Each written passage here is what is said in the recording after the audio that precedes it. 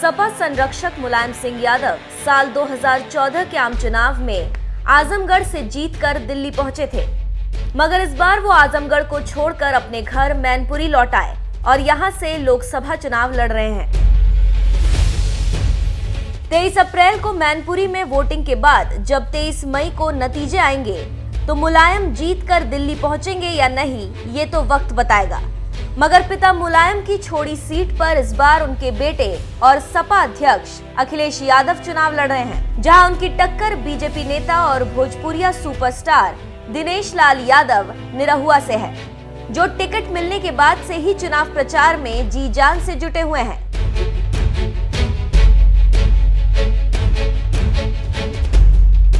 जिस तरह से निरहुआ गांव-गांव, चौक चौराहों पर लोगों से मिल रहे हैं और धुआंधार प्रचार कर रहे हैं, उससे उन्हें भरोसा है कि इस बार आजमगढ़ की जनता विरासत की राजनीति को नकार कर संघर्ष और मेहनत के दम पर पूर्वांचल का नाम रोशन करने वाले निरहुआ को जिताएगी, जिससे नरेंद्र मोदी को दोबारा पीएम बनाने की मुहिम को और मजबूती मिले। बहरहाल अगर निरहुआ आजमगढ़ से जीत कर आते हैं तो वो इस क्षेत्र की जनता के लिए सबसे पहला काम क्या करेंगे, इस बारे में भी उन्होंने पहले से ही सोच लिया है, जिसे उन्होंने एनएमएफ न्यूज से भी साझा किया। अगर मान लीजिए अगर से आजमगढ़ की जनता आपको तहे दिल से जिताती है और हमारी भी उम्मीद है पूरी, जिस तरह से आप मेहनत कर रहे हैं, तो ऐसे में एक सवाल ये बनता है कि आपने ज़मीनी स्तर पर देखा है तो पहला काम क्या करना चाहिए? सबसे पहले चाहते हैं कि आजमगढ़ में विश्वविद्यालय बने, और जैसे ही ये चुनाव खत्म होगा पहला काम तो यही करने वाले हम लोग कि पहले हम विश्वविद्यालय का निर्माण यहाँ शुरू करेंगे। उसके बाद बहुत सारी चीज़ें हैं, एक एक करके करेंगे, बहुत सारा काम है। तो निरहुआ आजमगढ़ से चुनाव जीतते हैं या नहीं, ये तो 23 मई को ही साफ हो पाएगा, लेकिन उन्होंने अपना विजन साफ कर दिया है कि वो आजमगढ़ के लोगों के लिए पहला काम यहाँ विश्वविद्यालय निर्माण के तौर पर करेंगे। वैसे आपको बता दें, निरहुआ के लिए अखिलेश को हराना आसान नहीं होगा, क्योंकि सपा यहाँ माई यानी मुस्लिम यादव समीकरण से चुनाव जीतती रही है, और इस बार तो मायावती का दलित वोट बैंक भी अखिलेश के साथ जा सकता है। मगर ये भी नहीं भूलना चाहिए कि साल 2009 में बीजेपी यहाँ से कमल खिला चुकी है। बीजेपी के टिकट पर रमाकांत यादव यहाँ से जीत चुके हैं, मगर वो इस बार कांग्रेस के टिकट पर भदोही से चुनाव लड़ रहे हैं। बहरहाल ये तो चुनावी समीकरण है, मगर आखिरी फैसला आजमगढ़ की जनता जनार्दन को करना है कि वो अखिलेश को जिताती है या फिर निरहुआ को।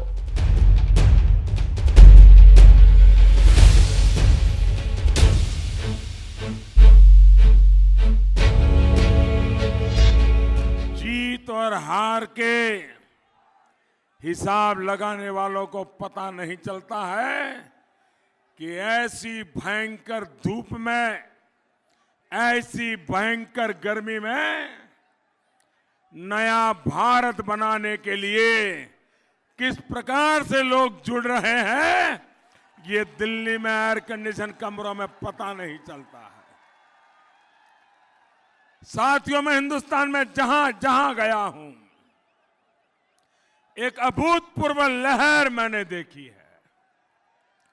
चुनाव मैंने भी बहुत देखे हैं, चुनाव लड़ा भी हूं, चुनाव लड़वाए भी है, चुनाव प्रचार भी किया है, और आपकी तरह कभी नीचे बैठ करके चुनाव अभियानों को देखा भी है। लेकिन इस बार मैं देख रहा हूं कि हिंदुस्तान का हर नागरिक इस चुनाव को अपनी जिम्मेवारी मान करके चल पड़ा है।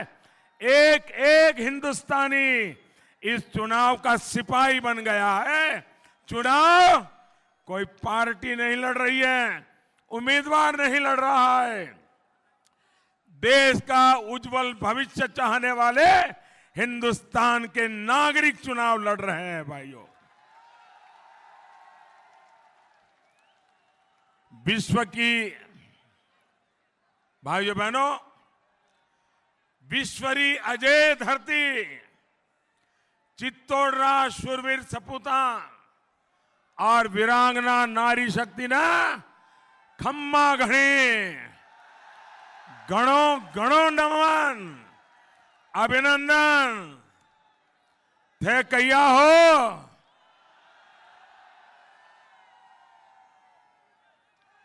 ये भारी जनसैलाब इस बात की गवाही है कि राजपूताना मेवाड़ का मूड क्या है।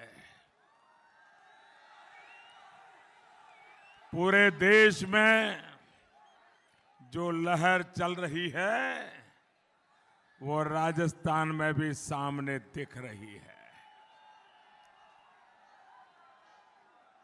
राजस्थान का एक एक साथी इस चौकीदार के साथ चट्टान की तरह खड़ा रहा है और इसलिए मैं आप सभी का आभार व्यक्त करता हूं। और आज मैं आपके बीच दो हाथ जोड़ करके आपका आभार धन्यवाद करना चाहता हूं।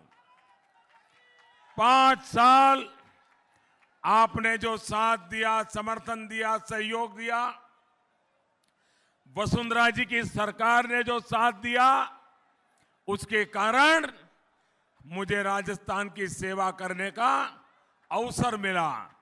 ये अवसर देने के लिए आज मैं आपका आभार व्यक्त करने के लिए आया हूं और साथ साथ और अधिक सेवा कर सकूं, इसलिए मैं आपसे आशीर्वाद मांगने के लिए भी आया हूं। देश को विश्वास है कि आपके पड़ोस में पला बड़ा ये मोदी खुद पर वार झेल सकता है।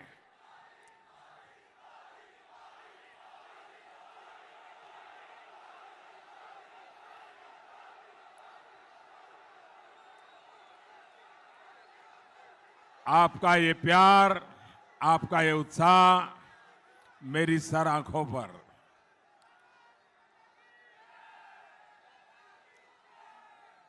मैं बात आगे बढ़ाऊं, अगर आप इजाजत दें तो बढ़ाऊं। आपका प्यार अद्भुत है, मैं आपका बहुत आभारी हूं। देश को विश्वास है कि मोदी खुद पर वार झेल सकता है, अपना राजनीतिक भविष्य भी दांव पर लगा सकता है, लेकिन देश को कभी झुकने नहीं दे सकता। भाई और बहनों, राजस्थान में कुछ दिन पहले आंधी तूफान से अनेक साथियों को हमने खोया है। मेरी पूरी संवेदना सभी प्रियजनों के साथ है। ये बहुत ही दुखद और मुश्किल घड़ी उनके लिए है। सरकार द्वारा हर पीड़ित परिवार को प्रभावित सभी परिवारों के साथ दिल्ली भारतीय जनता पार्टी की सरकार, एनडीए की सरकार पूरी तरह उनके साथ खड़ी है। साथियों, आज राजस्थान की इस लोकसभा चुनाव में ये मेरी पहली जनसभा है और वो भी चित्तौड़गढ़ में मेवाड़ से शुरू हो रहा है। और यहां से चित्तौड़गढ़ किले का विजय स्तंभ भी मेरे सामने खड़ा है। ये विजय स्तंभ हमें विजयी भव के आशीर्वाद दे रहा है। भाइयों और बहनों, विधानसभा चुनाव के दौरान मैं मेवाड़ में अनेक बार आया था। आज मैं नए हिंदुस्तान, मजबूत हिंदुस्तान के लिए आपका आशीर्वाद लेने के लिए आया हूं।